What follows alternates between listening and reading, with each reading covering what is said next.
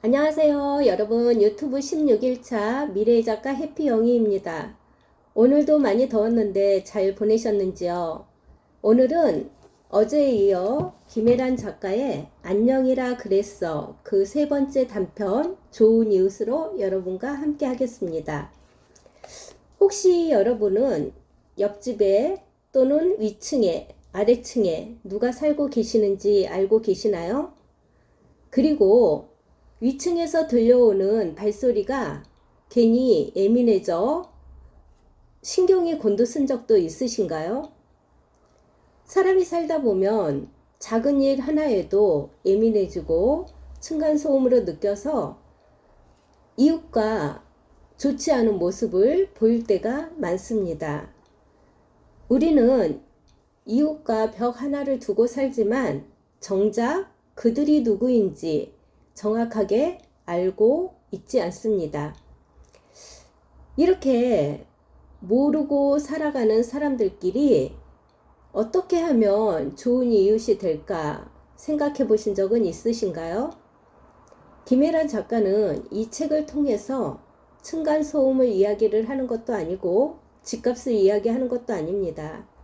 단지 우리가 어떻게 하면 좋은 이웃이 될 수 있을까라는 질문을 던지는 것 같았습니다.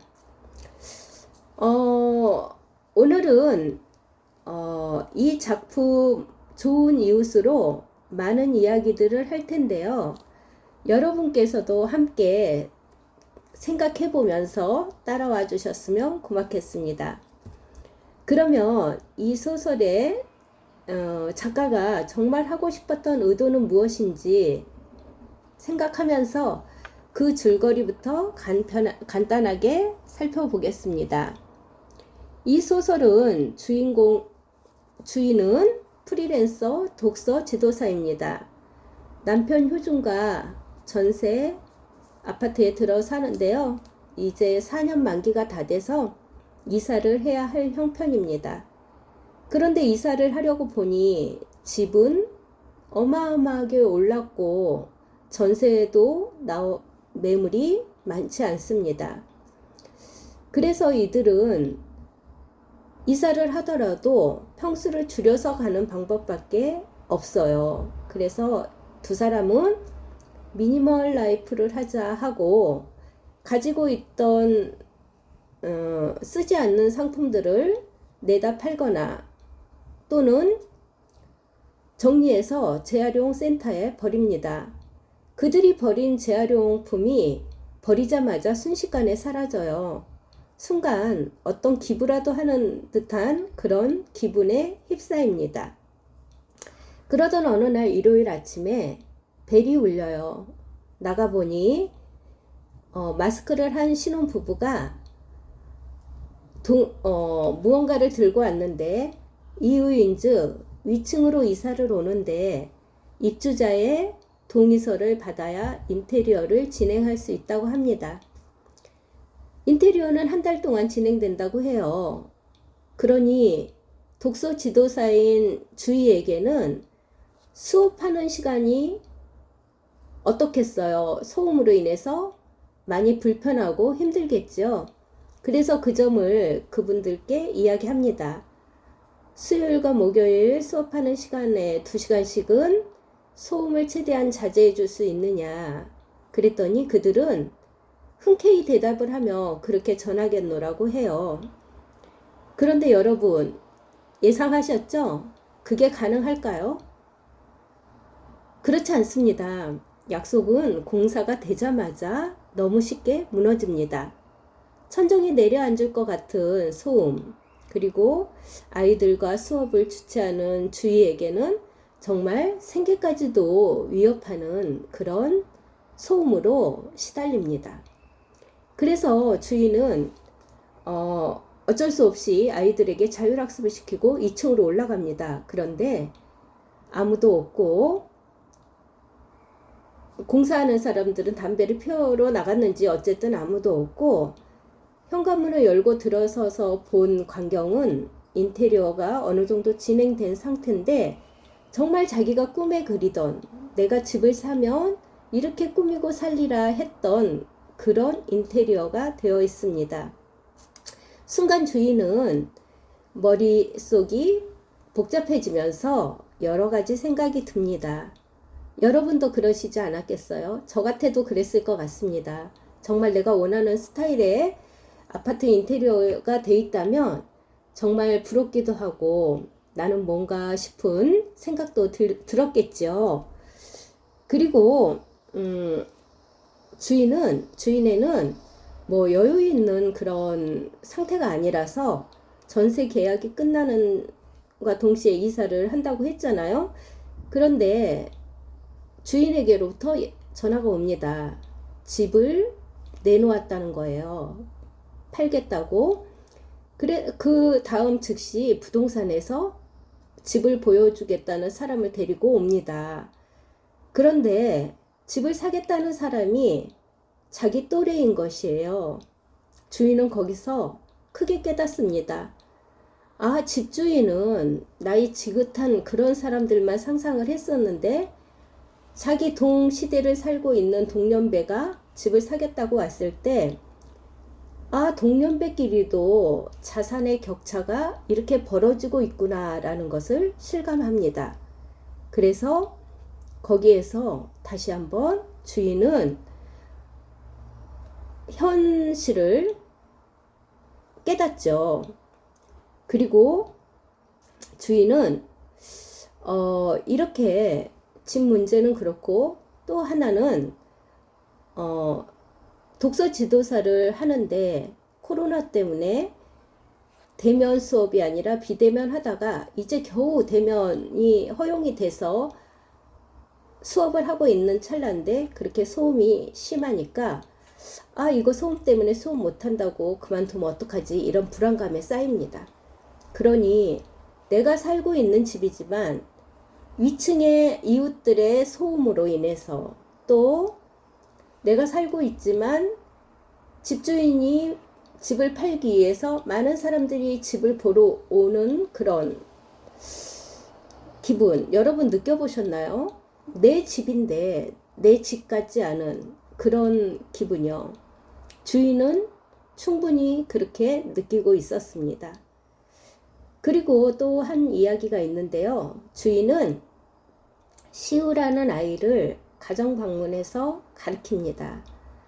시우라는 아이는 초등학교 3학년 때 다쳐서 휠체어를 이용하며 생활하는 아이예요. 시우네 아파트는 주희가 버스를 타고 가야 되고 언덕배기로 올라가서 30년 된 아파트이며 복도식 아파트입니다. 보통 우리가 생각할 때는 그런 아파트들은 아무래도 좀 소외된 아파트, 값싼 아파트 이렇게 단정 짓기가 쉽잖아요. 주위의 마음속에도 그렇다고 그렇게까지 평가하지는 않았지만 어쨌든 시은혜를 안타깝게 생각하는 연민이 있었습니다. 그래서 시우를 위해 그곳에 가서 가르치고 하는데 주인은 항상 코로나 시대다 보니까 승강기에 있는 손 소독제로 손을 씻고 시은혜 집에 가자마자 화장실에 들어가서 손을 씻습니다. 그런데 주위 눈앞에 펼쳐 있는 거는 제대로 된 정리라든가 또 세면대가 누리끼끼하고 변기가 누리끼끼하고 이런 게 눈에 거슬립니다. 나 같으면 이렇게 하고 살지 않을 텐데 라는 생각을 하기도 해요. 어쨌든 시우 부모님은 하루 일과 중 대부분을 정육점에서 보내는 일을 하고 있습니다. 그러다 보니 주인 나름대로 생각이 펼쳐졌던 거죠. 그러던 어느 날 시우 어머니께서 시우 수업이 끝나면 잠깐 면담을 하자고 해요. 보통 학부모들이 면담을 하자고 하면 수업을 그만두겠다는 내용입니다. 그래서 주인은 내심 불안하면서도 시우의 수업을 진행을 하죠. 그런데 시우와 수업을 하는데 시우가 질문을 합니다. 선생님은 많은 곳을 돌아다니니까 그 집에 가면 행복이 보여요? 안 보여요? 이렇게요. 주인은 당황스러웠지만 침착하게 대답합니다. 시우가 우리 집을 화장실에 갔을 때 시우네 집도 평가하지 않았을까, 이런 마음을 가지고 질문을 했을 수 있으니까요. 선생님이 어떻게 알아? 선생님은 다만 가서 열심히 일을 하고 올 뿐이야. 이렇게요. 그런데 시우가 또 말을 해요. 선생님은 이 책에 있는 모든 내용을 그대로 믿으세요? 선생님은 가르치는 입장에서 그렇다고 합니다. 그러니까 시우는 자기는 믿어지지 않는다는 거예요. 어떻게 하면 믿을 수 있는지 선생님에게 묻습니다. 주인은 당황스러웠어요. 그래서 그럴 때 피해가는 방법. 시우야, 시간이 다 됐으니 선생님이 다음 시간에 와서 답을 알려줄게. 보다 좋은 해답을 가지고 올게. 이렇게요. 그리고 수업이 끝나고 시우 엄마를 만납니다. 시우 엄마는 선생님께 저희 이사 가게 됐어요. 그래요. 그러니까 주희도 자기도 같이 이사해야 할 입장이고 직구하기가 힘들고 해서 시우네에게도 당연히 전세나 월세나 이사를 하는 것처럼 혼자 판단하고 시우 어머니를 위로합니다. 요즘에 너무 직구하기 힘드시죠? 집을 구해서 다행이네요. 이렇게요. 그런데 시우 엄마의 돌아오는 답은 저기에 신축 아파트로 들어간다는 거예요. 너무 잘된 일이죠. 축하할 일이고. 그런데 주인은 순간 너무 놀랍니다. 주희가 축하드린다고 말은 했지만 돌아오는 길에 축하한다고 말했어요. 그리고 시우 엄마가 시우가 너무 선생님을 좋아하니 그곳까지 와주실 수 있느냐, 그런 내용이었습니다. 주인은 그 집을 나와서 걸어오는 동안 기분이 횡합니다. 그리고 편의점에 가서 맥주를 사요. 여러분은 어떨 때 맥주를 구입하시나요? 뭐 기분 좋을 때? 아니면 기분 나빠서 한잔 하고 싶을 때? 글쎄요, 저는 맥주를 뭐 썩 좋아하지 않아서 맥주를 스스로 구입한 적은 별로 없어요. 손님이 온다든가 그럴 때만 사지. 어쨌든 주인은 맥주를 사서 집으로 돌아오는 동안 자기 자신이 너무 부끄럽습니다. 자기 기준으로 상대방을 판단을 하고 또 알량하게 주제넘게 위로했던 그 말들이 얼굴이 붉어지고 창피하고 또 미안하고 그런 마음이 복잡합니다. 그렇게 맥주를 사들고 오는데 아파트 경비 앞에서는 소란이 있어요. 여러 사람이 둘러싸여 있습니다. 멀리서 바라보니 낯선 남녀 한 쌍이 경비 아저씨에게 CCTV를 보여달라는데 왜 안 보여주느냐. 경비 아저씨는 CCTV가 고장나서 제출한 거 이외에는 그게 다다. 그리고 당신의 아이가 다쳤을 때는 내가 119에 신고했고 그랬기 때문에 살은 거다라고 자기 일을 과시합니다. 그런데 낯선 부부들은 결국 울면서 여기밖에 확인할 데가 없어서 온 건데 너무 무성의하다는 거죠. 사람들은 그렇게 각자 자기의 이야기만 합니다.